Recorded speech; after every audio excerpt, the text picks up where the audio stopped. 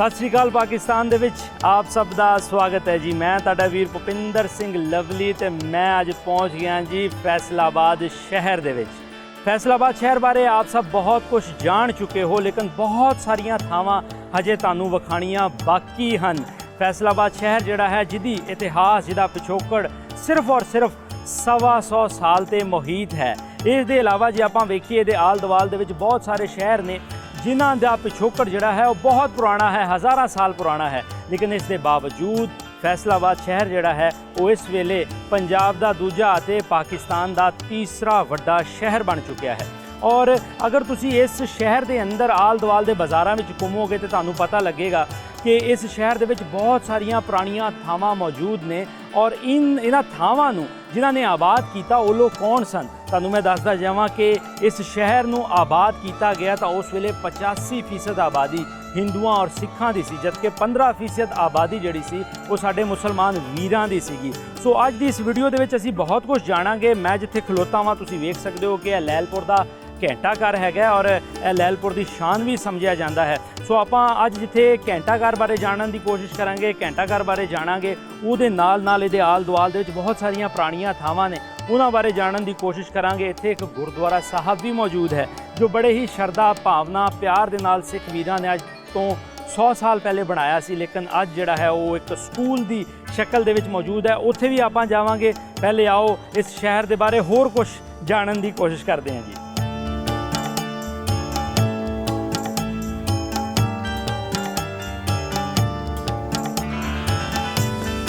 ਅੱਜ ਅਸੀਂ ਜਿਸ ਸ਼ਹਿਰ ਦਾ ਇਤਿਹਾਸ ਅਤੇ ਇਸ ਦੀਆਂ ਇਤਿਹਾਸਕ ਥਾਵਾਂ ਆਪ ਜੀ ਦੇ ਨਾਲ ਸਾਂਝੀਆਂ ਕਰਨ ਜਾ ਰਹੇ ਹਾਂ, ਇਸ ਸ਼ਹਿਰ ਦਾ ਨਾਮ ਹੈ ਫੈਸਲਾਬਾਦ। ਫੈਸਲਾਬਾਦ ਦਾ ਪੁਰਾਣਾ ਨਾਮ ਲਾਇਲਪੁਰ ਹੋਇਆ ਕਰਦਾ ਸੀ।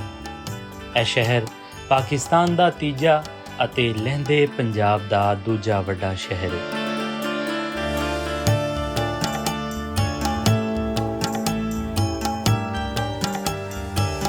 ਜ਼ਿਲ੍ਹਾ फैसलाबाद दियां 5 तहसीलां फैसलाबाद, जणावाला, समुंदरी, तांदलियांवाला ते चक चुमरा शामिल हैं। यह ज़िला शुमाल वल यानी उत्तर विच हाफजाबाद ते शेखोपुरा, मशरक विच यानी पूरब वल ननकाना साहब, जनूब विच यानी दखण वल साहीवाल ते ओकाड़ा ते मगरब विच यानी पच्छम वल झंग ते टोबा टेक सिंह दे ज़िलियां नाल घिरिया होया है।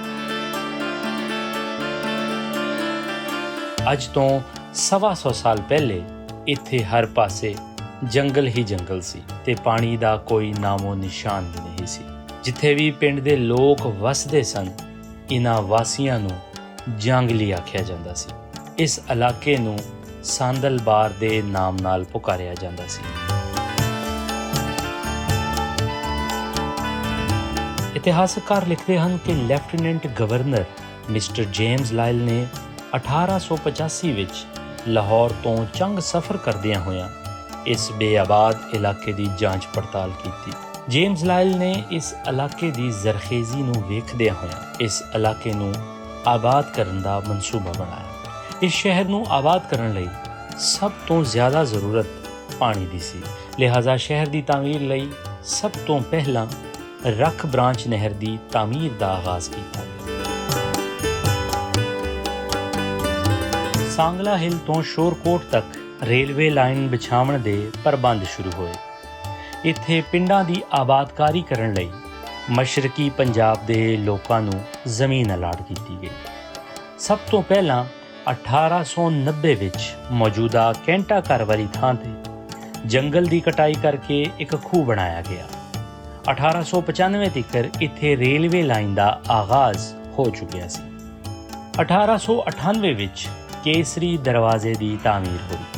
यह दरवाज़ा लाला मोहन लाल ने तामीर करवाया। इस दरवाजे के कुछ ही फुट के फासले ते एक गुमटी भी तामीर करवाई गई। लायलपुर के 8 बाज़ार ते इन्हां 8 बाज़ार के आमने सामने रिहायशी मकामात 1898 विच मुकम्मल हो चुके सन।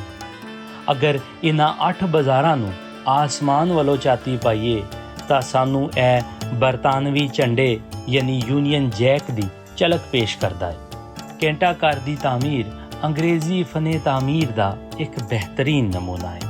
1906 ਦੇ ਸ਼ੁਰੂਆਤ ਵਿੱਚ ਹੀ ਘੰਟਾ ਘਰ ਦੀ ਤਾਮੀਰ ਦਾ ਕੰਮ ਗੁਲਾਬ ਖਾਨ ਦੀ ਜ਼ੇਰੇ ਨਿਗਰਾਨੀ ਮੁਕੰਮਲ ਕੀਤਾ ਗਿਆ। ਕਿਹਾ ਜਾਂਦਾ ਹੈ ਕਿ ਗੁਲਾਬ ਖਾਨ ਦਾ ਤਾਲੁਕ ਉਸੇ ਖਾਨਦਾਨ ਨਾਲ ਸੀ ਜਿਸ ਨੇ ਆਗਰਾ ਦੇ ਮੁਕਾਮ ਤੇ ਤਾਜ ਮਹਿਲ ਬਣਾਇਆ ਸੀ। ਘੰਟਾ ਘਰ ਵਿੱਚ ਨਸਬ ਹੋਣ ਵਾਲੀ ਘੜੀਆਂ ਮੁੰਬਈ ਤੋਂ ਲਿਆਈਆਂ ਗਈਆਂ। ਇਸ ਖੂਬਸੂਰਤ ਸ਼ਹਿਰ ਦਾ ਨਕਸ਼ਾ ਉਸ ਵੇਲੇ ਦੇ ਮਾਹਿਰ ਤਾਮੀਰਾਤ ਡੇਸਮੋਂਡ ਯੰਗ ਨੇ ਬਣਾਇਆ, ਜਦ ਕਿ ਇਸ ਨਕਸ਼ੇ ਦੀ ਤਕਮੀਲ ਦਾ ਕੰਮ ਉਸ ਵੇਲੇ ਦੇ ਮਸ਼ਹੂਰ ਮਾਰੂਫ ਸਰ ਗੰਗਾ ਰਾਮ ਨੇ ਸਰੰਜਾਮ ਦਿੱਤਾ। ਲਾਇਲਪੁਰ ਦੀ ਅਕਸਰੀਅਤ ਸਿੱਖਾਂ ਤੇ ਹਿੰਦੂਆਂ ਤੇ ਮੁਸ਼ਤਮਿਲ ਸੀ। ਦੱਸਿਆ ਜਾਂਦਾ ਹੈ ਕਿ ਵੰਡ ਤੋਂ ਪਹਿਲਾਂ ਲਾਇਲਪੁਰ ਦੀ ਕੁੱਲ ਆਬਾਦੀ ਦਾ 85% ਹਿੱਸਾ ਸਿੱਖਾਂ ਤੇ ਹਿੰਦੂਆਂ ਤੇ ਮੁਸ਼ਤਮਿਲ ਸੀ, ਜਦਕਿ ਮੁਸਲਮਾਨਾਂ ਦੀ ਗਿਣਤੀ 15% ਤੋਂ ਵੀ ਘੱਟ ਸੀ। ਡਿਗਲਸਪੁਰਾ ਤੇ ਗੁਰੂ ਨਾਨਕਪੁਰਾ ਤੋਂ ਇਲਾਵਾ ਇੱਥੇ ਇੱਕ ਹੋਰ ਕਾਲੋਨੀ ਵੀ ਬਣਾਈ ਗਈ ਜਿਸ ਦਾ ਨਾਮ ਗੋਬਿੰਦਪੁਰਾ ਰੱਖਿਆ ਗਿਆ। ਕੁਝ ਲੋਕਾਂ ਦਾ ਇਹ ਵੀ ਖਿਆਲ ਹੈ ਕਿ ਇਹ ਕਾਲੋਨੀ ਗੋਬਿੰਦ ਸਿੰਘ ਨੇ ਬਣਾਈ ਸੀ, ਕਿਉਂਕਿ ਗੋਬਿੰਦਪੁਰੇ ਵਿੱਚ ਸਭ ਤੋਂ ਵੱਡਾ ਘਰ ਗੋਬਿੰਦ ਸਿੰਘ ਤੇ ਨਿਹਾਲ ਸਿੰਘ ਦਾ ਹੋਇਆ ਕਰਦਾ ਸੀ। ਲਾਇਲਪੁਰ ਵਿੱਚ ਬੱਚਿਆਂ ਦੀ ਤਾਲੀਮ ਲਈ ਇੱਕ ਖਾਲਸਾ ਹਾਈ ਸਕੂਲ ਅਤੇ ਸੰਤ ਰਾਮ ਸਕੂਲ ਬਣਾਏ ਗਏ ਸਨ। ਸ਼ਹਿਰ ਵਿੱਚ ਇੱਕ ਜ਼ਰਈ ਤਾਲੀਮ ਦੀ ਤਹਿਕੀਕ ਲਈ 1902 ਵਿੱਚ ਜ਼ਰਈ ਕਾਲਜ ਦਾ ਨੀਂਹ ਪੱਥਰ ਰੱਖਿਆ ਗਿਆ, ਜਿਹੜਾ 1909 ਵਿੱਚ ਮੁਕੰਮਲ ਹੋਇਆ। ਇਸ ਅਦਾਰੇ ਨੂੰ ਐਗਰੀਕਲਚਰ ਇੰਸਟੀਚਿਊਟ ਦਾ ਨਾਮ ਦਿੱਤਾ ਗਿਆ। 1911 ਵਿੱਚ ਲਾਇਲਪੁਰ ਵਿੱਚ 11,000 ਲੋਕ ਆਬਾਦ ਸਨ। ਤਮਾਮ ਮਜ਼ਾਹਿਬ ਦੇ ਮੰਨਣ ਵਾਲਿਆਂ ਲਈ ਮਸਾਜਿਦ, ਮੰਦਰ ਤੇ ਗੁਰਦੁਆਰੇ ਵੀ ਤਾਮੀਰ ਕੀਤੇ ਗਏ ਤੇ ਆਹਿਸਤਾ ਆਹਿਸਤਾ ਇਹ ਸ਼ਹਿਰ ਆਬਾਦ ਹੋਣ ਲੱਗਾ। ਪਰ ਪੰਜਾਬ ਦੀ ਵੰਡ ਤੋਂ ਬਾਅਦ ਇੱਥੋਂ ਦੇ ਤਮਾਮ ਹਿੰਦੂ ਤੇ ਸਿੱਖਾਂ ਨੂੰ ਹਿਜਰਤ ਕਰਕੇ ਚੜ੍ਹਦੇ ਪੰਜਾਬ ਵੱਲ ਜਾਣਾ ਪਿਆ ਅਤੇ ਉਹਨਾਂ ਦੀ ਥਾਂ ਚੜ੍ਹਦੇ ਪੰਜਾਬ ਤੋਂ ਆਉਣ ਵਾਲੇ ਮੁਸਲਮਾਨ ਵੀਰਾਂ ਨੇ ਲੈ ਲਈ। ਸਾਊਦੀ ਅਰਬ ਦੇ ਸ਼ਾਹ ਫੈਸਲ ਜਦੋਂ ਸ਼ਹੀਦ ਕੀਤੇ ਗਏ ਤਾਂ ਪਾਕਿਸਤਾਨ ਨੇ ਇਜ਼ਹਾਰੇ ਯਕਜਹਿਤੀ ਲਈ 1977 ਵਿੱਚ ਲਾਇਲਪੁਰ ਦਾ ਨਾਮ ਫੈਸਲਾਬਾਦ ਰੱਖ ਦਿੱਤਾ। 1983 ਵਿੱਚ ਇਸ ਸ਼ਹਿਰ ਦੀ ਆਬਾਦੀ 15 ਲੱਖ ਤੋਂ ਵੀ ਜ਼ਿਆਦਾ ਸੀ, ਪਰ ਅੱਜ ਇਹ ਪਾਕਿਸਤਾਨ ਦਾ ਤੀਜਾ ਵੱਡਾ ਸ਼ਹਿਰ ਹੈ। ਟੈਕਸਟਾਈਲ ਇੰਡਸਟਰੀ ਦੇ ਕਾਰਨ ਇਸ ਸ਼ਹਿਰ ਨੂੰ ਪਾਕਿਸਤਾਨ ਦਾ ਮਾਨਚੈਸਟਰ ਵੀ ਆਖਿਆ ਜਾਂਦਾ ਹੈ।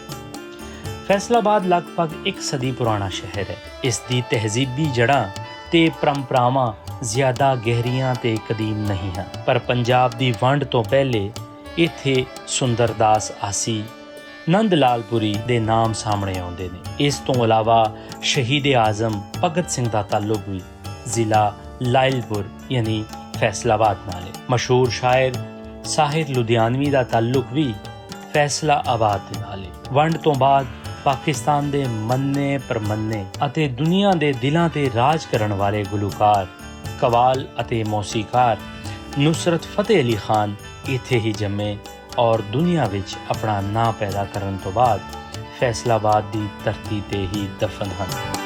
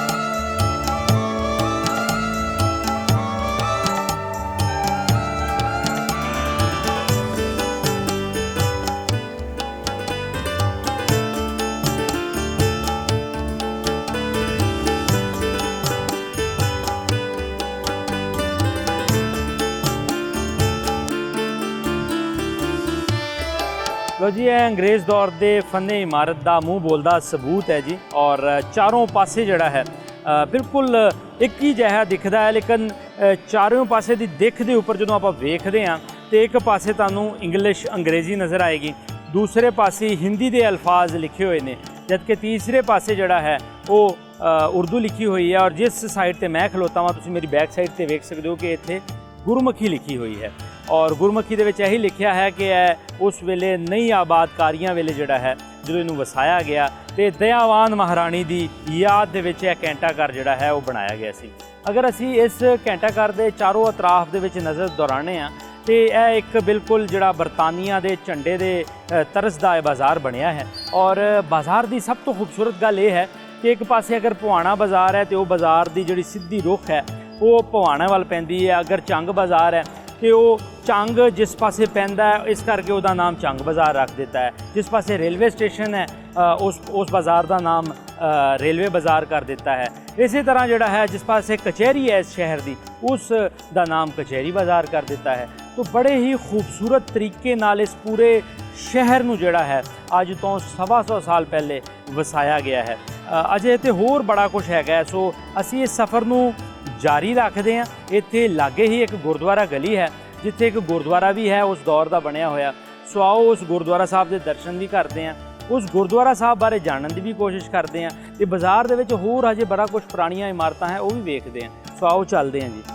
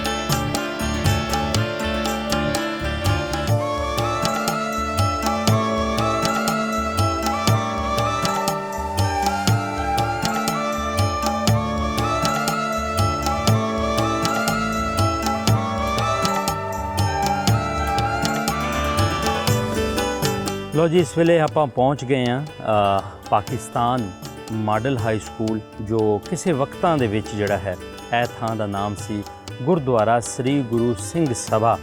और इत्थे आके पता लगता है कि उस वेले अज तो लगभग 125 साल पहले जिस रीझ नाल जिस मुहब्बत नाल गुरुद्वारा साहब कायम किया गया सी, इस दी इमारत तो ही पता लगता है।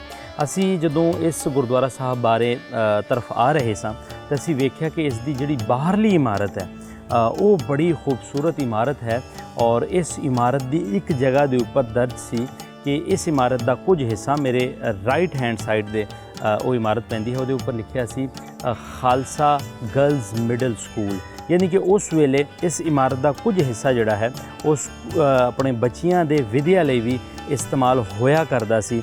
और जिहड़ा बाकी हिस्सा है वो आपां वेख सकते हैं। कमरियां तो पता लगता है कि उस वेले लोकां दे आवाजाई लई, लोकां दे रहण लई बड़ा ही खूबसूरत इंतज़ाम किया गया सी। और मेरे सामने जो एक बहुत ही खूबसूरत और ज़बरदस्त इमारत है जो अपने पुराने बुनियादां ते खलोती हुई है। और आओ यह भी वेखते हैं जी।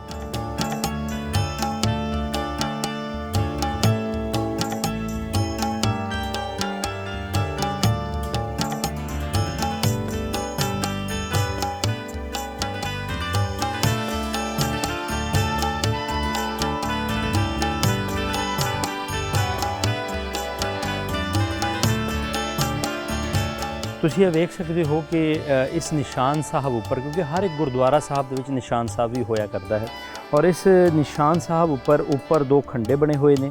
और यह खंडा जिहड़ा है सिख धर्म का एक निशान होंदा है। और दरम्यान दे विच जो एक ओंकार लिखा है, एक ओंकार का मतलब कि पैदा करने वाला, बनाने वाला एक ही है और ਉਹਦਾ नाम ही सच्चा है। और वो ही सारी खलकत नूं जिहड़ा है वो चला रहा है और वो खलकत दे अंदर ही वसदा है। और उस तो बाद जिहड़ा थले लिखिया होया है कि इस निशान साहब की सेवा जिहड़ी है ਉਹ ਮਿਤੀ ਮਾਘ ਦੀ 2 ਸੰਮਤ ਜਿਹੜੀ ਹੈ ਉਹ ਉਸ ਵੇਲੇ ਖਾਲਸਾ 240 ਨੂੰ ਭਾਈ ਰਤਨ ਸਿੰਘ ਮੇਹਰ ਸਿੰਘ ਜੀ ਨੇ ਜਿਹੜੀ ਹੈ ਉਹ ਕਰਵਾਈ ਹੈ। ਜਿਹੜਾ ਹੈ ਇਹਦਾ ਲਾਇਲਪੁਰ ਜਿਹੜਾ ਹੈ ਉਸ ਵੇਲੇ ਨਾਮ ਸੀਗਾ, ਉਹ ਲਾਇਲਪੁਰ ਨਾਮ ਇਹਦੇ 'ਤੇ ਦਰਜ ਹੈ।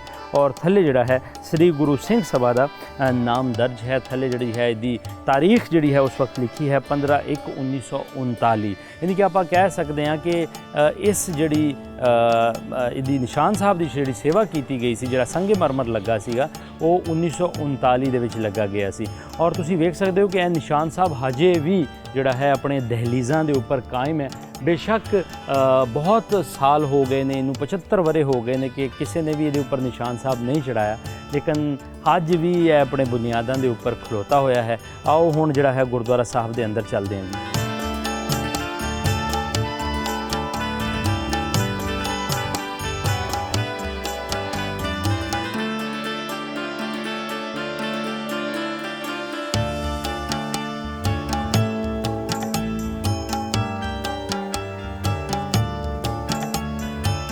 ਇਹ ਤੁਸੀਂ ਵੇਖ ਸਕਦੇ ਹੋ ਕਿ ਇੱਥੇ ਜਗ੍ਹਾ ਜਗ੍ਹਾ ਦੇ ਉੱਪਰ ਉਹਨਾਂ ਲੋਕਾਂ ਦੇ ਨਾਮ ਦਰਜ ਨੇ ਜਿਨ੍ਹਾਂ ਨੇ ਇਸ ਗੁਰਦੁਆਰਾ ਸਾਹਿਬ ਦੀ ਸੇਵਾ ਕੀਤੀ।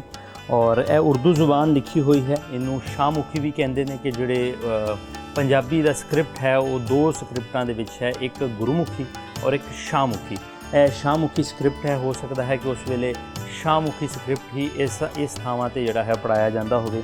ਔਰ ਇਹਦੇ ਉੱਪਰ ਇਹ ਲਿਖਿਆ ਹੋਇਆ ਹੈ ਕਿ ਇਸ ਬਰਾਮਦੇ ਦੀ ਚਿਪਸ ਦੀ ਸੇਵਾ ਜਿਹੜੀ ਹੈ ਉਸ ਵੇਲੇ ਯਕਮ ਸਾਵਨ ਨੂੰ ਜਿਹੜਾ ਹੈ ਉਹ ਕੀਤਾ ਗਿਆ। ਭਾਈ ਜਵੰਤ ਸਿੰਘ ਜੋ ਉਸ ਵੇਲੇ ਦੇ ਇੱਥੇ ਹਕੀਮ ਸਨ, ਉਹਨਾਂ ਦਾ ਜ਼ਿਕਰ ਜਿਹੜਾ ਹੈ ਉਹ ਸਾਹਮਣੇ ਆਉਂਦਾ ਹੈ ਕਿ ਉਹਨਾਂ ਨੇ ਲਗਭਗ ਸੰਮਤ 2001, ਕਿਉਂਕਿ ਜਦੋਂ ਇੰਡੀਆ ਪਾਕਿਸਤਾਨ ਇਕੱਠੇ ਸੀ ਤਾਂ ਪੰਜਾਬ ਦੇ ਵਿੱਚ ਸੰਮਤ ਚੱਲਦਾ ਸੀ। ਔਰ ਸੰਮਤ ਦੇ ਫਿਰ ਜਦੋਂ ਆਪਾਂ ਸੰਮਤ ਦਾ ਮੁਤਾਬਕ ਲੈਂਦੇ ਹਾਂ ਤਾਂ ਆਪਾਂ ਇਹ ਵੇਖ ਸਕਦੇ ਹਾਂ ਕਿ ਇਹਦੇ ਉੱਪਰ ਜਿਹੜੀ ਤਾਰੀਖ ਦਰਜ ਹੈ ਉਹ ਹੈ 1940 ਦੇ ਕਰੀਬ ਜਿਹੜੀ ਹੈ ਇਹਦੀ ਸੇਵਾ ਕੀਤੀ ਗਈ ਹੈ। ਸੋ ਆਓ ਇੱਥੇ ਹੋਰ ਬਹੁਤ ਸਾਰੀਆਂ ਚੀਜ਼ਾਂ ਐਸੀਆਂ ਨੇ ਜਿਨ੍ਹਾਂ ਦੇ ਦਰਸ਼ਨ ਅਸੀਂ ਆਪ ਜੀ ਨੂੰ ਕਰਵਾਉਣੇ ਹਨ।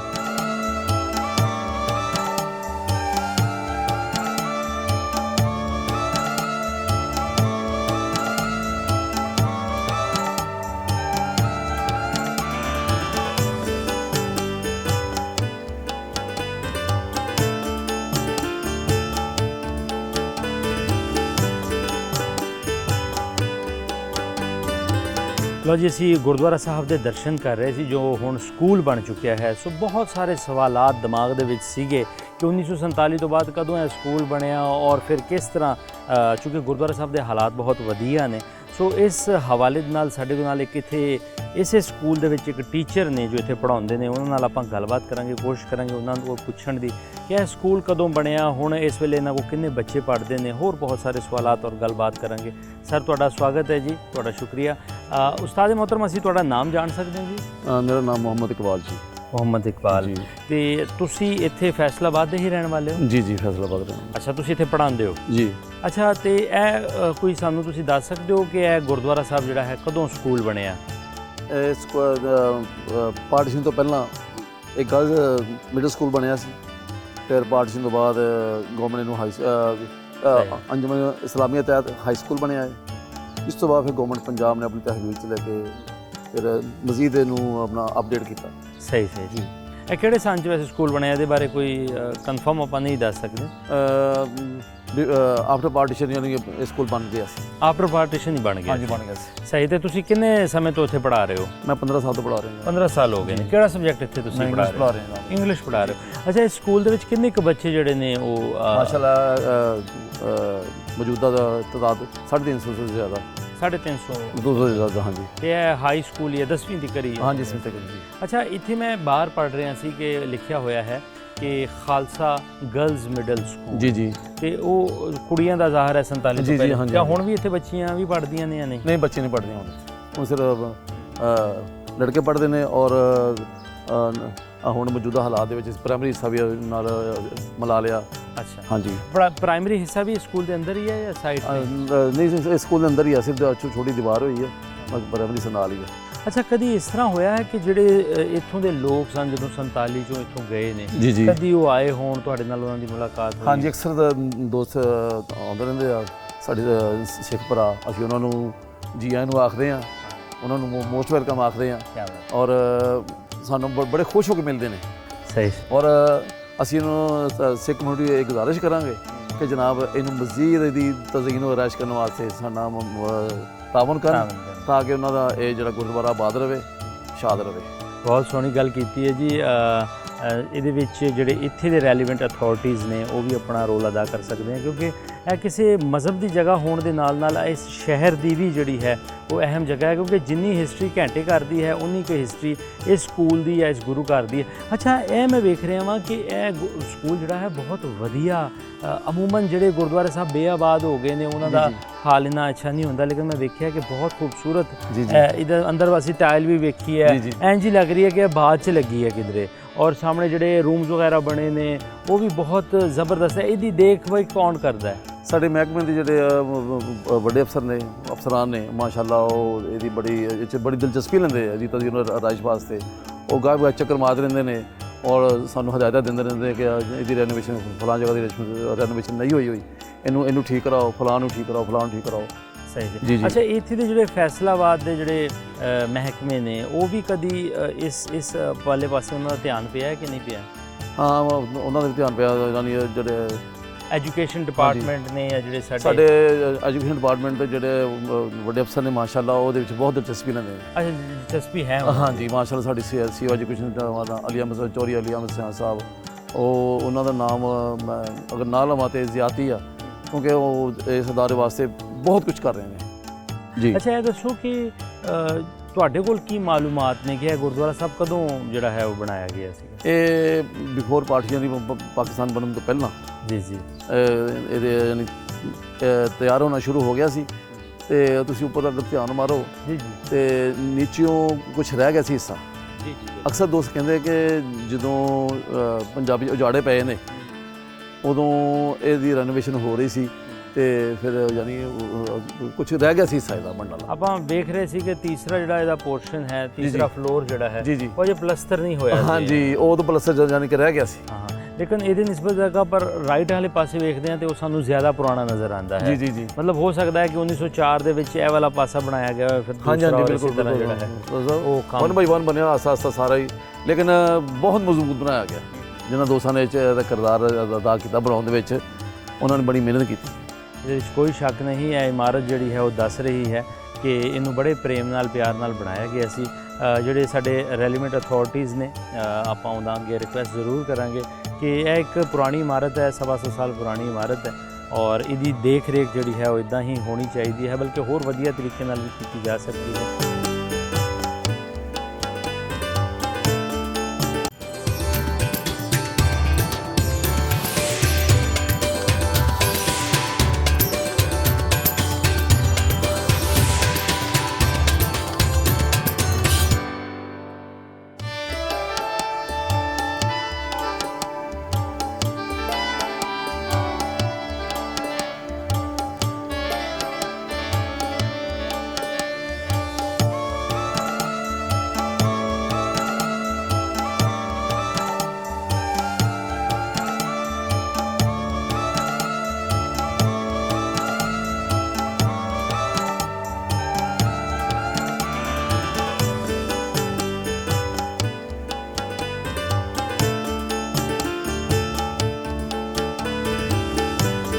ਲਓ ਜੀ, ਇਸ ਵੇਲੇ ਜਿਹੜਾ ਹੈ ਉਹ ਗੁਰਦੁਆਰਾ ਸਾਹਿਬ ਦੇ ਅਸੀਂ ਅੰਦਰ ਖਲੋਤੇ ਹੋਏ ਹਾਂ। ਹੋ ਸਕਦਾ ਹੈ ਕਿ ਇਹ ਜਿਹੜੀ ਹਾਲ, ਜਿਸ ਹਾਲ ਦੇ ਵਿੱਚ ਅਸੀਂ ਖਲੋਤੇ ਹਾਂ, ਹੋ ਸਕਦਾ ਹੈ ਕਿ ਉਸ ਵੇਲੇ ਇੱਥੇ ਹੀ ਸਾਹਿਬ ਸ੍ਰੀ ਗੁਰੂ ਗ੍ਰੰਥ ਸਾਹਿਬ ਜੀ ਦਾ ਪ੍ਰਕਾਸ਼ ਜਿਹੜਾ ਹੈ ਉਹ ਇੱਥੇ ਹੁੰਦਾ ਹੋਵੇ ਔਰ ਜਿਹੜੇ ਸਿੱਖ ਧਰਮ ਆਪਣੀ ਇਬਾਦਤ ਕਰਦੇ ਆ ਸਵੇਰ ਸ਼ਾਮ ਦੀ, ਹੋ ਸਕਦਾ ਹੈ ਇਸੇ ਹੀ ਹਾਲ ਦੇ ਵਿੱਚ ਹੋਵੇ।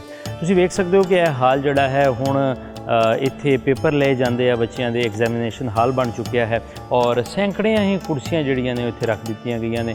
ਬਹੁਤ ਵੱਡਾ ਹਾਲ ਹੈ ਔਰ ਤੁਸੀਂ ਵੇਖ ਸਕਦੇ ਹੋ ਕਿ ਥੱਲੇ ਜਿਹੜਾ ਫਰਸ਼ ਹੈ ਉਹ ਫਰਸ਼ ਵੀ ਇਸੇ ਤਰ੍ਹਾਂ ਲੱਗ ਰਿਹਾ ਹੈ ਜਿਸ ਤਰ੍ਹਾਂ ਇਹ ਕੱਲ੍ਹ ਹੀ ਇਹਨੂੰ ਬਣਾਇਆ ਗਿਆ ਹੋਵੇ, ਆਪਣੇ ਬਿਲਕੁਲ ਅਸਲ ਹਾਲਤ ਦੇ ਵਿੱਚ ਔਰ ਖੂਬਸੂਰਤ ਹਾਲਤ ਦੇ ਵਿੱਚ ਇਹ ਹਾਲ ਜਿਹੜਾ ਹੈ। ਔਰ ਹਾਲ ਦੇ ਉੱਪਰ ਦੋਵਾਂ ਪਾਸੇ ਜਿਹੜੇ ਨੇ ਉਹ ਦਰਜਨੋਂ ਦਰਵਾਜ਼ੇ ਔਰ ਖਿੜਕੀਆਂ ਲੱਗੀਆਂ ਹੋਈਆਂ ਨੇ ਜੋ ਇਸ ਹਾਲ ਦੇ ਅੰਦਰ ਰੌਸ਼ਨੀ ਔਰ ਹਵਾ ਦਾ ਕੰਮ ਕਰਦੇ ਹੈ। ਸੋ ਇਸ ਹਾਲ ਦੇ ਨਾਲ ਹੀ ਇੱਕ ਪੁਰਾਣੀ ਇਮਾਰਤ ਹੋਰ ਵੀ ਮੌਜੂਦ ਹੈ ਜਿੱਥੇ ਮੁਸਾਫਰਖਾਨਾ ਸੀ। ਸੋ ਆਓ ਮੁਸਾਫਰਖਾਨਾ ਵੀ ਆਪ ਜੀ ਨੂੰ ਵਿਖਾਉਂਦੇ ਹਾਂ ਜੀ।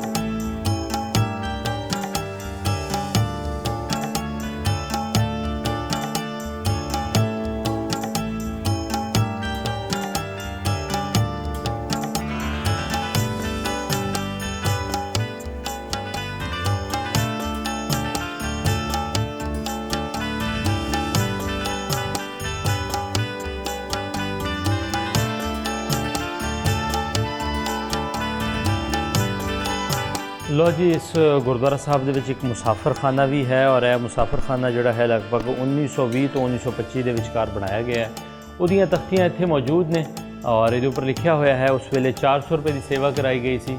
ਇਸ ਮੁਸਾਫਰਖਾਨੇ ਦੀ ਸੇਵਾ ਭਾਈ ਸਾਹਿਬ ਭਾਈ ਨਿਹਾਲ ਸਿੰਘ ਨੇ ਆਪਣੇ ਪਿਤਾ ਜੀ ਦੀ ਯਾਦ ਦੇ ਵਿੱਚ ਸੰਮਤ 1883 ਯਾਨੀ ਕਿ ਜਿਹੜੀ ਅੱਜ ਕੱਲ੍ਹ ਦੀ ਸੰਨ ਚੱਲ ਰਿਹਾ ਹੈ ਉਹਦੇ ਮੁਤਾਬਿਕ ਲਗਭਗ 1920 ਤੋਂ 1925 ਦੇ ਵਿਚਕਾਰ ਜਿਹੜਾ ਹੈ ਇਹ ਸੇਵਾ ਕੀਤੀ ਗਈ ਸੀ। ਜ਼ਾਹਰ ਹੈ ਉਸ ਵੇਲੇ ਲੈਲਪੁਰ ਨਵਾਂ ਆਬਾਦ ਹੋਇਆ ਸੀ ਔਰ ਮੇਰਾ ਖਿਆਲ ਹੈ 1920-25 ਦੇ ਵਿੱਚ ਇੱਥੇ ਦੀ ਆਬਾਦੀ 1 ਲੱਖ ਦੇ ਕਰੀਬ ਵੀ ਨਹੀਂ ਸੀ। ਸੋ ਲੋਕਾਂ ਦੇ ਰਹਿਣ ਵਾਸਤੇ ਇੱਕ ਮੁਸਾਫਰਖਾਨਾ ਤਾਮੀਰ ਕਰਵਾਇਆ ਗਿਆ। ਇਹ ਵੇਖ ਲਓ, ਇੱਕ ਹੋਰ ਮੁਸਾਫਰਖਾਨਾ ਬਰਾਂਡੇ ਦੀ ਜਿਹੜੀ ਸੇਵਾ ਹੈ ਉਸ ਵੇਲੇ ਜਿਹੜੀ ਹੈ ਭਾਈ ਗੁਰਦਿੱਤ ਸਿੰਘ ਨੇ ਜਿਹੜੀ ਹੈ ਉਹ ਕਰਵਾਈ ਸੀ। ਸੋ ਉਹਨਾਂ ਦੀ ਯਾਦਗਾਰੀ ਤਖਤੀ ਵੀ ਇੱਥੇ ਮੌਜੂਦ ਹੈ ਔਰ ਇਸੇ ਤਰ੍ਹਾਂ ਜਿੱਦਾਂ ਆਪਾਂ ਅੱਗੇ ਵੱਧਦੇ ਜਾਵਾਂਗੇ ਤੇ ਬਹੁਤ ਸਾਰੀਆਂ ਲੋਕਾਂ ਦੇ ਨਾਮ ਲਿਖੇ ਹੋਏ ਨੇ।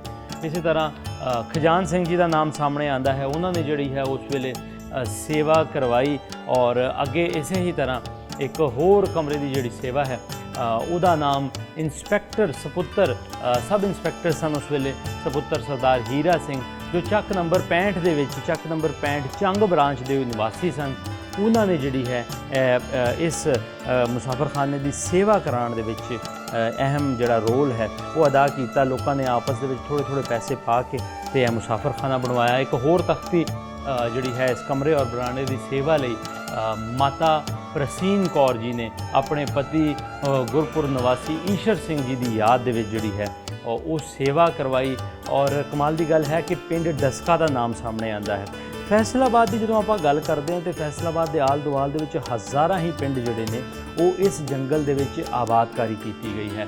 ਅਮੂਮਨ ਡਸਕਾ ਪਿੰਡ ਜਿਹੜਾ ਹੈ ਉਹ ਸਿਆਲਕੋਟ ਦੇ ਵਿੱਚ ਹੈ ਔਰ ਸਿਆਲਕੋਟ ਤੋਂ ਜਿਹੜੇ ਲੋਕ ਡਸਕੇ ਤੋਂ ਆਬਾਦ ਕਰਨ ਜਿਹੜਾ ਪਿੰਡ ਉਹਨਾਂ ਨੂੰ ਅਲਾਟ ਹੋਇਆ ਸੀ ਉਹ ਸੀ 153 ਨੰਬਰ ਔਰ 153 ਨੰਬਰ ਦੇ ਮਾਤਾ ਜੀ ਪ੍ਰਸੀਨ ਕੌਰ ਰਹਿਣ ਵਾਲੇ ਸਨ। ਉਹਨਾਂ ਨੇ ਜਿਹੜਾ ਹੈ ਉਹ ਜਿਹੜਾ ਹੈ ਸੇਵਾ ਕਰਵਾਈ ਔਰ ਬਰਾਂਡੇ ਜਿਹੜੇ ਨੇ ਇਹ ਸਾਰੇ ਆਬਾਦ ਹੋਏ ਜੀ।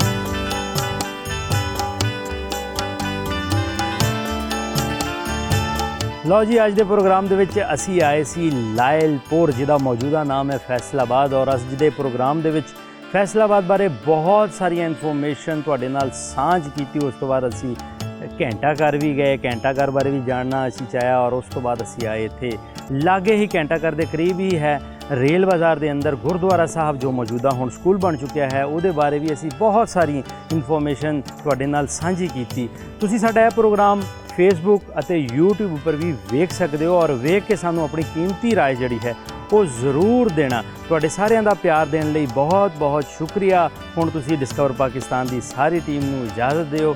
ਮਿਲਦੇ ਹਾਂ ਫਿਰ ਇਹੋ ਜਿਹੇ ਕੋਈ ਹੋਰ ਇਤਿਹਾਸਕ ਕਾਰ ਪ੍ਰੋਗਰਾਮ ਲੈ ਕੇ। ਮਿਲਦੇ ਹਾਂ ਫਿਰ। ਸਤਿ ਸ੍ਰੀ ਅਕਾਲ ਪਾਕਿਸਤਾਨ।